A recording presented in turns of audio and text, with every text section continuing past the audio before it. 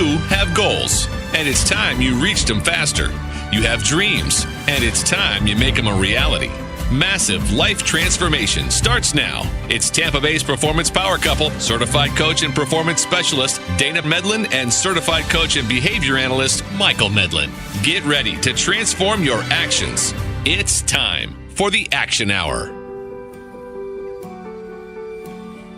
Welcome, Tampa Bay, to the Action Hour. I'm your host, Dana Medlin, and I'm joined by my dreamy co-host and husband, Mr. Michael Medlin. How you doing over there? I do love the way you lie. How are you doing, man? I'm not lying. I have a hot husband, and it's my right to be able to brag. All right. So I'm really excited about our show for today because today we're going to be talking about stress and fear. And more importantly, we're going to talk about how to use stress and fear to your advantage. Now, Michael, you and I have done extensive research on the causes of stress and fear and the effects that it has on the body. It's single-handedly one of the worst things, that actually affects your body beyond even, people that use alcohol or drugs as abuse. The effects of stress on the body can actually exceed the damage that those do. Absolutely. And I just want to take a moment and share with our listeners, because of that, why this is such a big deal and why in our coaching practice, we have such a strong emphasis on stress management. So real talk, everyone needs to know this. Stress is literally killing people. That it is. It is. And the sad part about it is most people don't even realize that it's stress that's killing them. They think it's something else. Now, the fact is there are more health issues and problems linked to stress. And by health issues, I mean like big things like heart disease, diabetes. Even Alzheimer's disease is now linked to the effect stress has on your brain over an extended period of time. Yeah, I mean, the most recent study that we were reading the other day, it wasn't that it actually causes Alzheimer's, but it actually accelerates it considerably. The lesions on the brain form at a much faster rate. You're essentially robbing people of the limited time that they do have. Absolutely. And it's sad that it is that debilitating, as if Alzheimer's wasn't debilitating enough. But here's the thing. Those are the big issues, but then we have to talk about the little things, right? And Tampa, see if this resonates with anybody. Insomnia, depression and anxiety, digestive issues like constipation and diarrhea, diminished sex drive, diminished immune system, alcohol and drug abuse, back, neck, shoulder pain, even migraines and teeth grinding are as a result of stress. That's incredible. Anybody know anybody suffering from any of those? Just curious. Yeah. I literally don't know anyone that doesn't. Exactly. But it's sad. I mean, myself personally, I know I've had at least 4 of those. Michael, you remember there were times not too long ago that I wasn't getting more than 3 hours of solid sleep a night. I was living in a constant state of anxiety. And to this day, my back still hurts every other day, So then the question becomes, what do we do? Well, if you're like most people, we start taking medications to treat the symptoms of stress. And more often than not, the medications that we take for those symptoms, they lead to other issues. We've all seen the commercials. I mean, where it's, take this pill and, your head may explode, your eyes may bleed, but you don't feel stress anymore. No, yeah. You go to your doctor for anxiety medication and you end up with irritable bowel syndrome. And yes, I'm speaking from experience. But anyway, seriously, I promise you that if you take even too much Tylenol, and I don't want to disparage Tylenol and end up getting sued, so I'll just say acetaminophen. If you take too much acetaminophen, I promise you it's going to lead to other problems. And then you're going to need medication for that. It's a vicious cycle, and we're all falling into it. And don't you love? I mean, there's the pill that fixes the issue for the pill, that you were taking before. It's ridiculous. So then again, the question becomes, what do we do? So in our practice, we work to break the cycle by addressing the root of all of this evil, the stress itself. Yeah, and there's kind of 2 different ways of looking at stress. You can, manage it, of course, and we're going to go over a few of the techniques, but the other is to really finely tune, that internal tuning fork there, where you look at stress as a change management tool. When you change your relationship with stress, you can change how it affects upon your body. Absolutely. And the thing about changing your relationship with stress and why it's so necessary is because it's important for everyone to understand that the causes of stress aren't going anywhere. They are the constants in our life. You know, the alarm is going to go off tomorrow morning and everybody's going to have to get up and go to work. Then you have to deal with your job. Then you're dealing with kids. Then you're dealing with Tampa traffic, right? Right? The apex, and you get the point. So we can't remove the causes of stress, but again, we have the ability and we've developed a way to change the way that we respond to it. So Michael, let's get into it. Let's talk about some of the actions we can take to minimize the effects of stress. I mean, the easiest stress management tool that we can possibly talk about, and it's one that America, let's be honest, we're not doing. You know, we've become one of the fattest nations out there, and then on top of it, with the advent of streaming this, streaming that, the Netflix and chill night. I love binging on Netflix. Yes, I mean, who doesn't? But the lack of regular physical activity, it literally lowers, all of those happy chemicals that we have in our brain, all the endorphins, the hormones. We're sitting around and we're allowing stress to stew in it, essentially. Instead of actually getting out, being physical, it lowers your body's stress hormones. I love the happy hormones. Those feel better than any chemical that you're going to get from a pharmaceutical company. Absolutely. And the biggest problem is then, once we slow down the amount of activity that we have, then we typically add in unwanted other behaviors, like eating, right. And we're going to get to that. But one of the other really great stress management strategies that I like to use and I recommend to our clients quite frequently, and it's something that I learned from being with you, Michael, so thank you, but it's practicing mindfulness and relaxation. I mean, and it sounds hokey, things like deep breathing and yoga and Tai Chi. And the thing is, people think it's easy. And it's not, because if it were easy, everyone would be doing it and people wouldn't be dying from stress, literally, right? But something as simple as, and you win husband of the year for this, by the way. But so this past Christmas, Michael got me this whole spa package thing, and it came with the robe and the slippers and massage and an aromatherapy kit. And that aromatherapy kit with the essential oils, I have been getting more substantive and restorative sleep in the last 6 months than I can ever remember in my life. Yeah, I mean, something, the essential oils, something like limonene, it's one of the many different scents that can essentially change your mood. It's an elevating mood. I love it. And it's made such a difference in, again, my quality of sleep. But you can get that by just lighting scented candles. But just taking a long bath, just anything to relax yourself and ease the tensions of the day. And when we're talking about, practicing mindfulness, it's a lot of it's about being present, being aware, being in your life. And in this day and age, we all are on our cell phones so much that the interactions that we have, I mean, spending time with your family and friends, we talk a lot about support structures, healthy coping mechanisms in our coaching sessions with clients. But spending time with your friends and family actually helps release oxytocin. Yes. It's a natural stress reliever that our brains produce. And it feels amazing. And when you've had it because you have experienced a hug. You've experienced the joy that you feel when you're hanging out with your family members or you're laughing with your friends. All of those happy hormones are being released, and it's actually reducing the amount of stress. And it's why we've kind of developed our own policy. Dana and I, every morning, we set our alarm clock 10 minutes before we actually have to get up because of physical contact, cuddling, kissing, hugging, sex. It can all help relieve stress. It is my favorite time of the morning. Yeah. And I'm not even a morning person. Just laying next to each other, wrap your arms around your wife, spend some physical time with her, just, enjoying each other. And it does change body chemistry, which helps us manage the stress that we're under. Absolutely. And one last thing before we go to break, I just want to mention keeping a sense of humor. Laughing can help improve your immune system and your mood. One of the things that we like to do on the weekends is why I like to binge on Netflix is we just find stand-up comedians and we find ourselves laughing for the next 4 to 6 hours. And it's awesome. That routine, our routine of walking every day, spending quality face-to-face time with our family and friends, the physical touch. Absolutely. And so we've got to take a break, but when we come back, we're going to continue this discussion on stress and fear because this is some really good stuff here, Medlin. And I feel like we could actually be saving a life this hour. But then when we get back, we're going to introduce our guest. He's a financial expert with a delightfully philanthropic heart. He's going to share with us his journey and how he was able to use his stress and fear to his advantage by making a major career shift.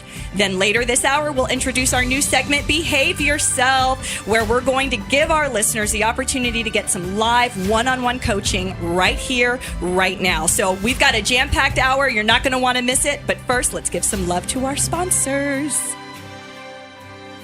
Turn heads this summer with the help of Medi Weight Loss. Lose up to 20 pounds the first month with a medically supervised weight loss program that's tailored to meet your specific needs. Their team of trained medical professionals will guide you, ensuring that you lose the weight and keep it off. Get started today. Call 877-MED-LOSS and book your free assessment. That's 877-MED-LOSS. Locations Tampa, Brandon, and Lutz. On average, patients on individualized restricted calorie program lose 6.4 pounds the first week and 14 pounds the first month. Medical supervision required.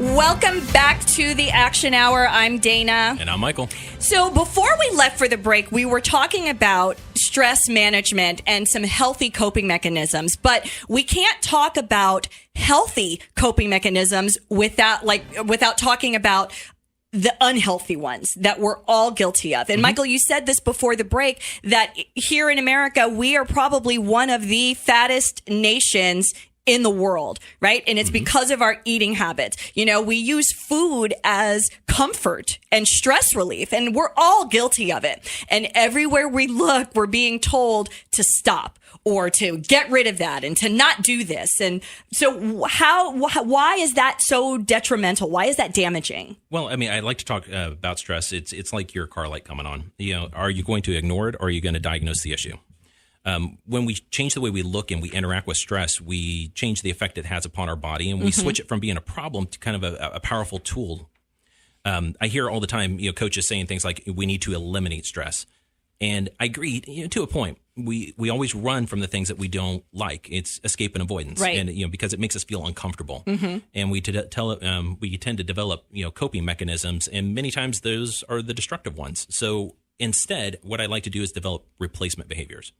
Excellent. And I like the idea of a replacement behavior because then it enables us to recognize our stress as a tool, right? Yeah. If we're reacting to it negatively, well, then how can we react to it positively? Absolutely. I mean, just eliminating whatever we're doing, with stress, it's kind of like knocking a wall out in your house without putting anything to replace it. So, we eat, we drink, we veg out, abuse drugs, whether or not it's prescription or not, and we're told to get rid of them. But they all serve a purpose, and that's the key thing. Replacement behaviors, they can lead you to worse issues. All behaviors serve a function. And using stress and developing that kind of that internal tuning fork that we talk about through reflection, through journaling. It's not just for little girls with a little hurt lockers. I had one of those journals when I was a little girl, but I'm 40 something, whatever, but I still journal because it is a stress relief for me. Absolutely. And I mean, it helps you identify new and better behaviors, not just, to help you cope with the issue. Right. So really, how does fear play a role in that? Stress can be used as a tool when reflection is applied, like we're talking about, and we have to find causation. And by causation, you mean what is the root cause of it and what is it then trying to tell us? I remember years ago, this is more than a decade ago, but there was an Eastern medicine doctor that I saw for acupuncture. And he told me that he gave me what he called the smoke detector analogy. And he said, imagine you're in your house. It's the middle of the night. You're sleeping and your smoke detector goes off. And then you get up and you go turn the smoke detector off, and then you go back to bed. Well, okay, but you heard the warning signal, and you turned off the very mechanism that was telling you that there's a problem, but you never actually addressed the problem. Stress serves a purpose, and I think that's the point we're trying to make. That's the alarm. I mean, and the thing is, none of us would go to bed and not take care of the fire. Exactly. Because the outcome is death. Right. And honestly, ignoring stress, it's a slower version of death. Fear and stress, they work hand in hand. Fear stops us from actually taking the steps that we need to take in order to overcome them. It's that mind trap that we lock ourselves into. It eliminates action. It prevents growth. It usually deepens the stress that we're in.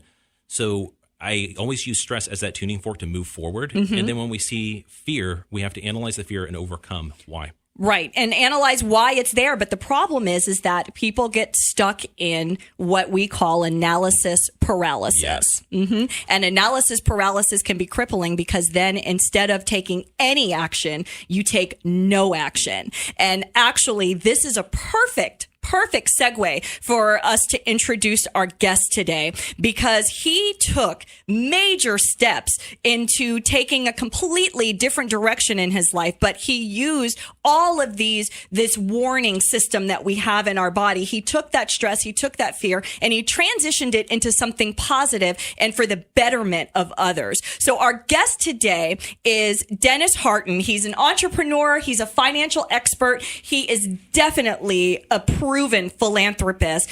He is the CEO and president of Hartin Dynamics. Please help me welcome Mr. Dennis Hartin. Hello. Hello. Welcome to the show, Dennis. How are you today? Hey, I'm very good. Thanks. I appreciate the invite. You're very welcome. Thank you for being here. So, Dennis, when I first heard your story, the first thing I said to you was, I need you on the show. Because kind. very seldom do people in the financial industry do, and I don't want to say they never do, but very seldom do you find people that are so philanthropic and their total motivation is the benefit of others. What can I do for you? How can I help? How can I improve the problem? And so I would like for you to take our listeners on that journey and tell us how that came about. Tell us your story. Well, I appreciate one, like I said, the opportunity. So thank you. You're very kind, and I love the opportunity to kind of share kind of what I went through. So hopefully I can paint as much of this picture as possible without going down too many tangents. Don't worry about it. You just keep going, and I'll rein you in. So I guess it was about 26, almost 27 years ago now, I started with a major carrier, and we are in the health insurance game, which is something that, back in the day was something that was pretty simple. People didn't worry about it a lot. They complained about the cost, but nothing compared to what we deal with today. And so I felt like the reason I was drawn to that company at that time especially was because I felt like we were helping people. They had a big focus around cancer, and a lot of people were struggling with it. Health insurance wasn't covering everything, and so we wanted to offset some of those medical expenses. Are we going to say the name of that company, or no? That's up to you. Yeah, That's okay. No, we're going to skip over that. All right, keep it moving. So I ultimately worked in that role for 25 years, had a lot of success, was brought to Florida to run one of the, I consider the marquee teams in a great environment. And we were very, very successful. The thing that really became a challenge for me is I kept running into employers who felt stuck, were incredibly frustrated. I realized after I stumbled across a book by Dave Chase called The CEO's Guide to Restoring the American Dream that I was actually part of the problem. Wow. And so, as a person who's trying to help, when you realize you're creating a bigger issue, that's one of the top issues for our country and a lot of employers and certainly employees is an issue. How did that affect you, though? I mean, like, what was going on with you mentally and emotionally to realize that, hey, I'm contributing to this issue in our country? So you could picture any guy that's been in the business a long time, success, right? We've made good money, and but we've also spent money. So making a dramatic change, I realized very early, really a couple of years ago, that I was going to have to make a change.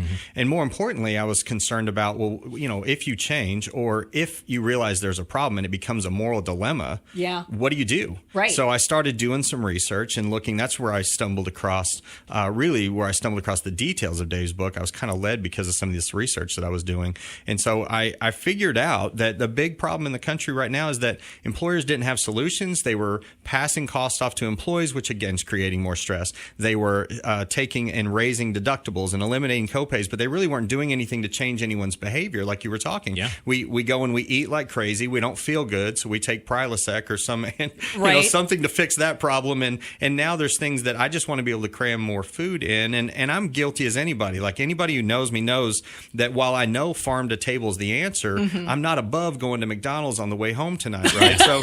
And so I'm not going to tell you what we did after an event this afternoon. But when you raise deductibles to $5,000, and that's the last answer, and now the costs are going up beyond what people can control, and we're I'm creating that. I am telling employers, raise your deductible, backfill it with our products. I'm making good money. The employees are paying it. The employers are paying it. And most employees are really living day to day with less than $500 in their bank account. That's it scary. makes a country that's functionally uninsured. $5,000 deductible and $500 in your bank account. There's a fear of care. So we don't go get the treatments that we need. When we have that thing pop up, we avoid it. And so I really got to a point where I'm like, I got to make a change. I knew that this company specifically was asking me to do things that I wasn't necessarily, I just didn't believe it was going to help. And so I felt like I got to make a move. And I got to a point where I had a conversation with a buddy of mine, and I just said, man, I don't know where this boat is going anymore. For 25 years, I knew I was on the boat. I was a champion of the boat. I was rowing with everybody. I'm on board, right? But at the point that you realize, hey, I'm part of the problem, I want to be part of the solution. Like it made it impossible for me to get up and be excited every day. And so it became difficult around the people I was in. I felt a little stuck until I found a good solution. And so eventually my buddy said to me, you're going to have to make a change, and you know it. Yeah. If not today, when? And Absolutely. You're going to be 5 years older in 5 years. You're going to be 10 years older in 10 years. Like, if you're not going to do it now, when's the best time? And for me, it was that 25-year mark. That just felt like it means nothing in the world of anything, but 25 years said, you know what? I've given a lot of time and energy here. Now's the time to make the jump. So you, after 25 years, decided to make this jump. Real talk, you must have been scared as hell. Like, what? You don't just invest 25 years of your life into one direction and then easily swap it out for something else. So what was going through your mind? What was your process? What were your actions that you took to get yourself past the fear?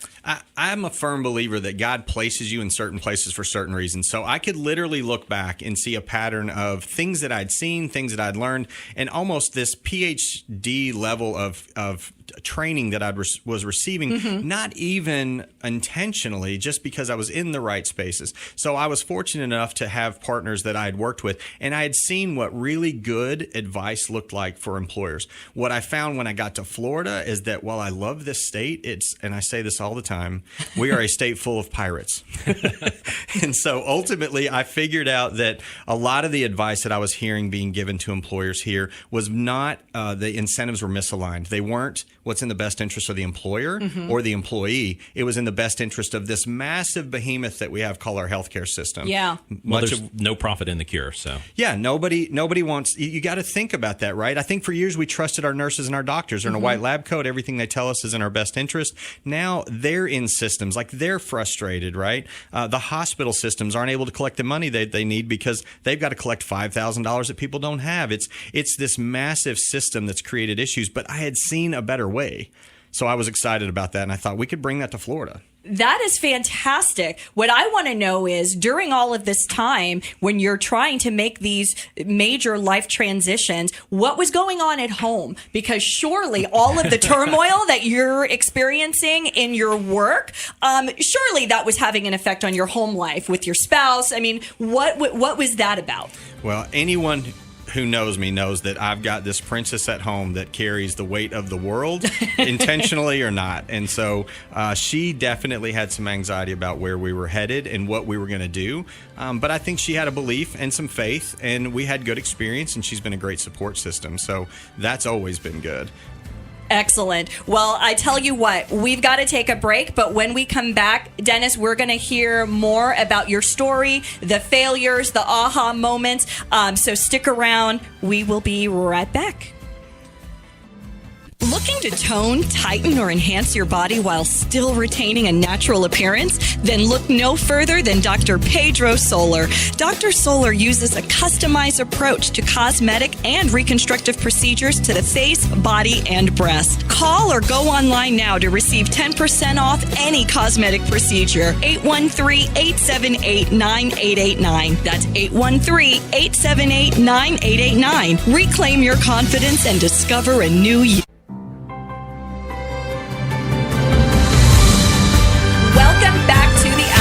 With Dana and Michael. We are talking today with Dennis Hartin of Hartin Dynamics. He's a financial expert, entrepreneur, and philanthropist. And before the break, Dennis, we were talking about your 25-year commitment to one organization, but recognizing that you were actually contributing to a major problem in our country. And so you fought through anxiety, stress, even your own fear to make a hard transition into going in the right direction. But as we all know, there's no such thing as going in any direction without experiencing some pitfalls or failures. Now, Michael and I, in our practice, we don't consider a failure a bad thing. We look at it as, a necessary component to success. You have to fail. You have to learn those lessons. It's significant in your process of growth. It's part of the journey. So, Dennis, what I'd like for you to share with our listeners is, what was that big moment for you? What were some of the failures or one significant failure that you encountered along this process of making that change? And what was the lesson you got from it? So I think probably the biggest one, and I talked about this for a long time, is I was extremely blessed. And up until like 2006 or so, everything had gone pretty well. Like, we'd had some ups and downs, but ultimately we had won more than we had lost. And I got recruited to an opportunity clear up in the Michigan area, and we moved from my home Kentucky state up to the Michigan market and took on a big team. And I was recruited heavily, and we were pretty nervous about it for a lot of different reasons. But I was going to work for people that I viewed as good mentors from a distance. I didn't know as much about them, but they always tell you never meet your heroes. And I can tell you that it wasn't all that it was cracked up to be. However, well, that's pretty exciting, though, and I'm sure you took that as an honor and a privilege. It was nice. We were at the top of our game, and we got recruited to one of the biggest teams, and that's a lot of the same thing that happened here in Florida. The difference was up there, I had something in my gut telling me that this maybe wasn't the path. I felt like I was kind of being pushed. I kind of felt like I had to make this change. I sort of chalked it up to just fear, and I want to try and face my fears more than be nervous about them. So I ignored some of that, and I got some guidance and some direction, and I literally had an internal gut check that said maybe this isn't the move. We got there, and within about 2 months, like, we moved in, bought this house. It had this great pool in the backyard. In December, I didn't know what people complained about the snow in Michigan. I was like, what's the deal? It's 55. It's beautiful. But by February, when we moved in, I didn't even know where the pool was anymore. I'm like, goodness. It's back there. Buried under ice snow. Rink back there, yeah. Yeah, it was rough. And my wife even said to me after a few meetings and the environment and just the situation we were in, very quickly, she just said, I think we've made a huge mistake.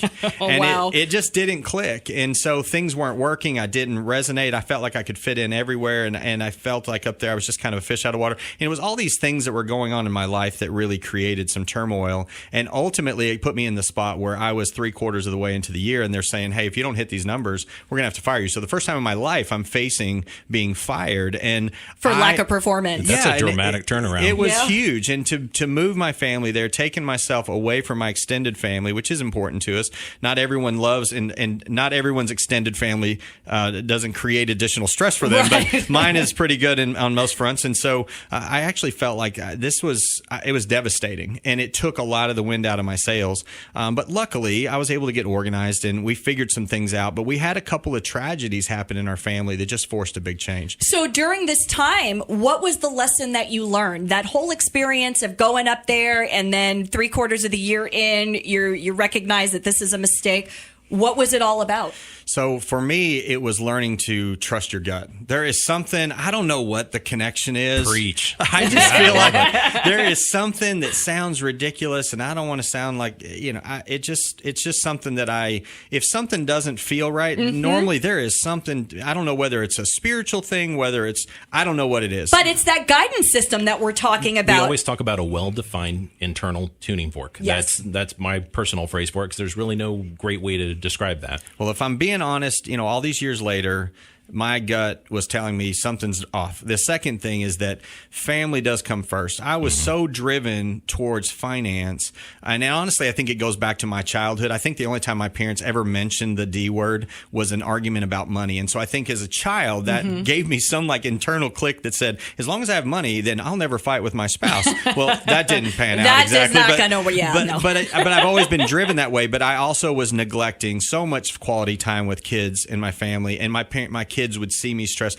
My kids will tell you today that I'm a hard worker, but they also, I think they're being very kind and not beating dad up for not being home. They knew what I was trying to do, trying to do a good thing, but I was missing out on the great thing, which would have been more time. And my wife, she took a lot of the heat and took a lot of the stress. And we do. We're super women, all of us. Yes. But the reason I love that story, Dennis, is because without that experience, if you hadn't gone up there and all of that happened, you may not have come to that aha moment. You may not have gained that epiphany. And so it's all valuable. But you do such a great job of putting other people first. And as part of your introduction, we introduced you as a philanthropist. So I want to talk a little bit about what good you're currently putting into the world, because I just think you have bragging rights. So please share with us. You're very kind. And I don't think I've ever actually listed all these. So I was happy to put all these down on paper because I have my hands in a lot of things and I have learned to try and get focused. I don't do really well when I'm all over the place. So I try and write things down. Otherwise, I think you even mentioned it earlier that you wake up at 2:00 in the morning because you have too much on your brain, and I'm not effective in that way. So what I have figured out that's pretty effective for me is just to keep things a little bit siloed and focus and be in that moment when I'm there. And so with in my world, what I've done from a philanthropic standpoint is I started with this medical thing because I feel like there are solutions that are out there. I got so excited about it that I think I freaked out a lot of employers because I started to sound like a crazy person. When you really hear and understand everything that's going on behind the scenes, they don't really want to know all that. They don't want to know how the sausage is made. They just want to know that we can be fixed. And I can tell you that it can be fixed right here in Florida. And so that's exciting. And that helps in the opioid arena. Absolutely. That tragedy I mentioned was I had a brother-in-law that committed suicide, and I can link it back to an addiction that he probably received from a motorcycle wreck, from a real injury. And you're seeing some of the lawsuits that are coming out now. Those are things I thought I could attack. I lead an addiction recovery meeting twice a week. My wife and I do. We were blessed and offered that opportunity, which I didn't think I knew much about. It turns out when I got involved, I actually have learned a ton and more about how we react to stress and things that impact us. I serve on the board for Autism Shifts, which is something I'm very passionate about. Vicki Westra has a great program here in the Tampa Bay area that I don't even think the world, she has a great message that the world hasn't heard her message. She doesn't have a big enough audience. So she's going to be speaking here at August 23rd at the FAHU Symposium. Well, we just might have to reach out to her because autism in particular is something that is very near and dear to our hearts because, Michael, you were a board certified behavior analyst and you specialized in working specifically in a clinical environment with children diagnosed with autism. Yes, I mean, I spent 5 years within the clinical environment, and it's these are the children that need us the most. They and they're the most overlooked too. Yeah. It was one of my biggest frustrations of just simply trying to take a child to a store and getting even the most mild accommodation in order to be able to help them be successful within life. Well, I saw a great friend who I was with them the day that she got the diagnosis with her child, and I saw them move from such a red space to such a positive space. And so Vicki's message really resonated very quickly and personally to me, actually. So that's fantastic. And you serve on the board for Autism Shifts. I just try and get her in front of as many people as I can. That's really all I do. Just try to connect her because I've been blessed. I know a lot of people. I've been in a lot of environments, and so I've just tried to plug her in. And we've done some things with Children's Dream Racer where we place these cars where kids are getting treated for chemo, and they get they're stuck there for a couple hours. So we build these cars. We put those in 19 hospitals and raised $200,000 with a good friend of ours. Actually, Michelle. Yes, Michelle Baldwin with Synovus. Yeah, she's done a great job helping me with that. So and actually, Oldsmar Cares, the nonprofit that she's involved with, we're actually featuring them on the show next month. So this is just one big circle of love. Yeah, it's fantastic. And then the best thing I'm doing now, I've got two phenomenal sons. One's got a new baby on the way, so I'll be a granddad for the first time this year, which is crazy. And then my youngest has kicked off his new company, Hartin Media Group, and I wish my company grew as fast and as easy as his has, but I'm able to live kind of vicariously through them. One's an auto mechanic. I'm a big car guy. guy. The other actually does all the social media for a company called Forza Tuning here, which works on really cool cars. And then he's done a couple of documentaries that are amazing. And he's gotten really good feedback within the Porsche community and just some extended friends that we have. So it's exciting to be able to live this other life through my kids, which is very cool. Well, you obviously did a good job. As hard as you were trying to be on yourself as far as being a father, the accomplishments of our children are a great reflection upon us. Somehow. In spite of our worst efforts, I sit back and look at what my daughters have accomplished and go, wow, I don't know how they pulled that off. Yeah. I tell people all the time, both of my boys, like Brandy and I, were never that good as our boys are amazing. So we're thrilled. And we got a new fiance. Like there's a wedding coming up. Oh my my son goodness. met his fiance in Sweden. So she's here in America experiencing it for the first time. And first place she wanted to go was Walmart because all they see in Sweden is the Walmart memes. That's hilarious. So Dennis, it has been such a pleasure having you on the show today. Please tell our listeners how and where they can get more information on Hartin Dynamics, how they can contact you if they'd like to participate in any and all of the well-doing that you're doing for our community. I would direct anyone in the autism community towards autismshifts.com and Vicky Westra. And then my company is hartindynamics.com. You can find most of my information there. My whole story's not there. If you want that story, you got to call me and my number's there. Absolutely. So that's Hartin Dynamics, HARTIN Dynamics.com. Dennis, thank you so much. We've thoroughly enjoyed having you on the show today. When we come back, we're going to be introducing our new segment, BehaviorSelf. So stick around.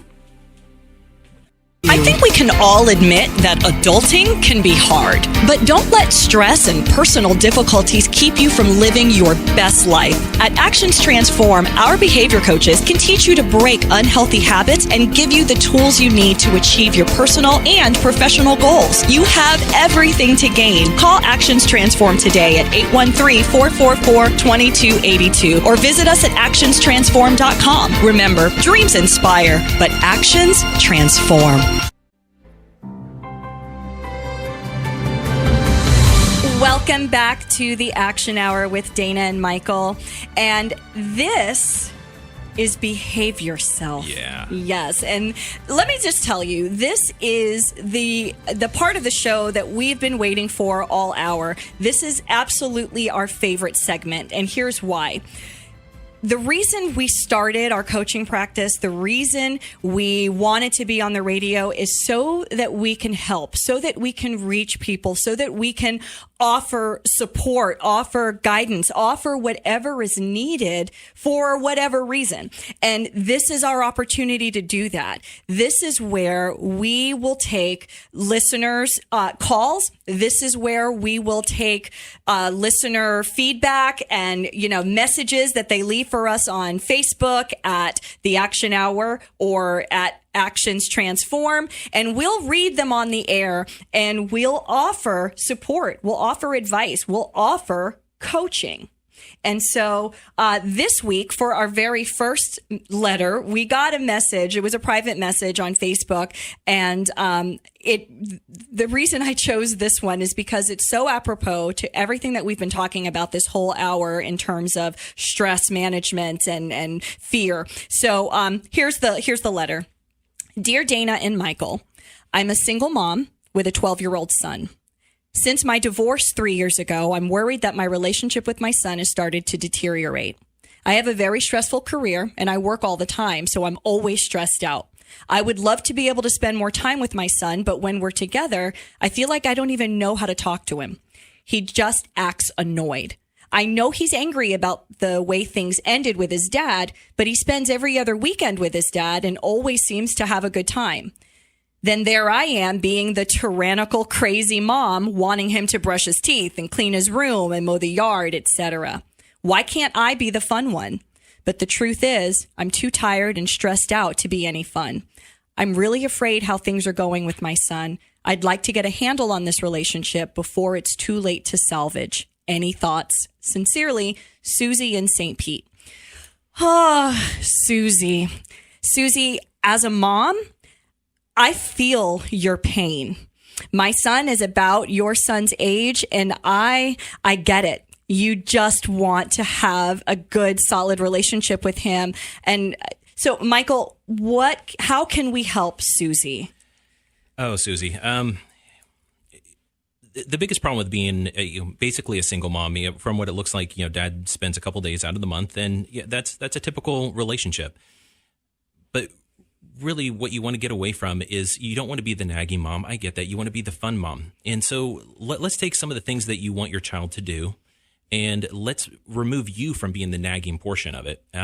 If I were to create a behavior plan for you, what I would start with is make a list. Make a list of all the things that you want him to do, break it down, and then just give it to him. So the things that she wants him to do are things like brushing his teeth, cleaning his room, all of the chores. Absolutely. Take all of those chores.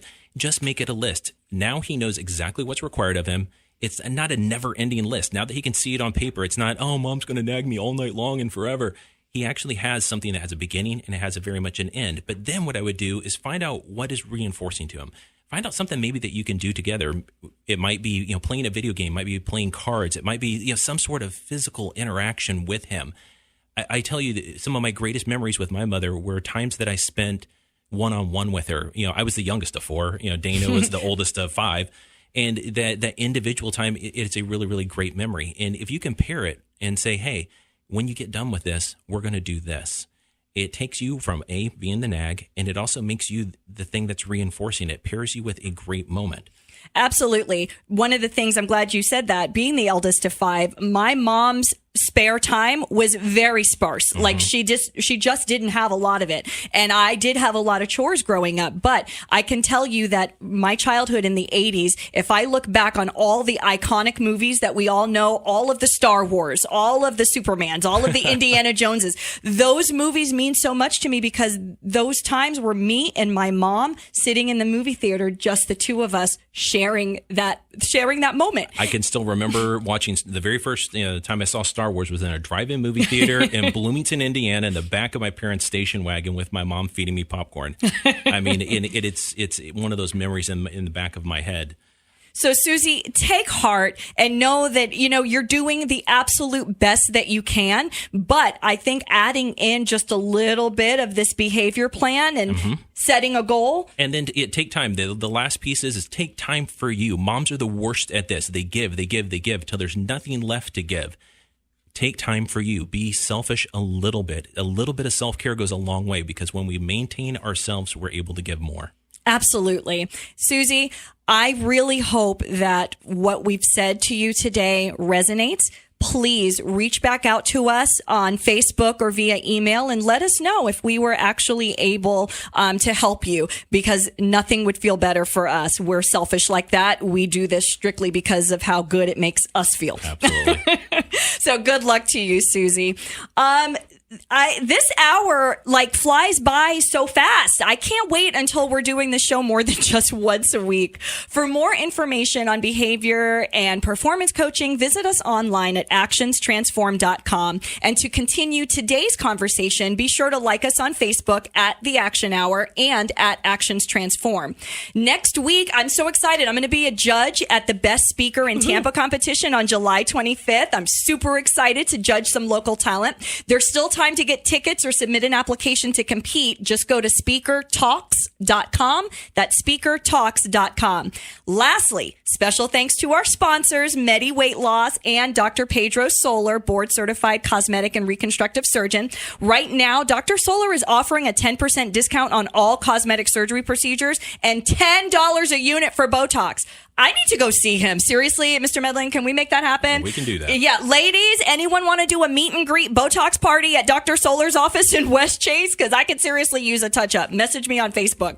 Don't forget to show your love to our nonprofit partner of the month, the Angel Foundation. Visit angelfoundation.org to learn what you can do to make a difference. And join us next week. We'll be discussing the power of forgiveness. And our guest is going to be best-selling author Lisa Boucher.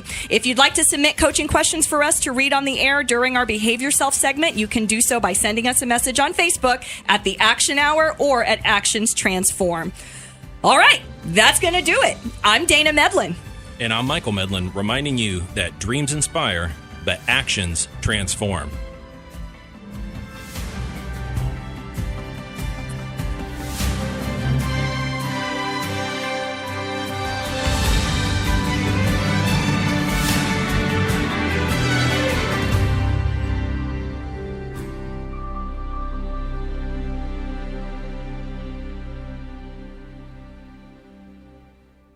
What do Oprah Winfrey, Hugh Jackman, Michael Jordan, even Metallica all have in common? They all had a coach. Performance and personal development coaching isn't just for celebrities. With Actions Transform, you can stop sitting on the sidelines, stop procrastinating, and stop making excuses for not hitting your goals. If you're finally ready to change your life and live up to your full potential, call 813-444-2282 or Actions Transform.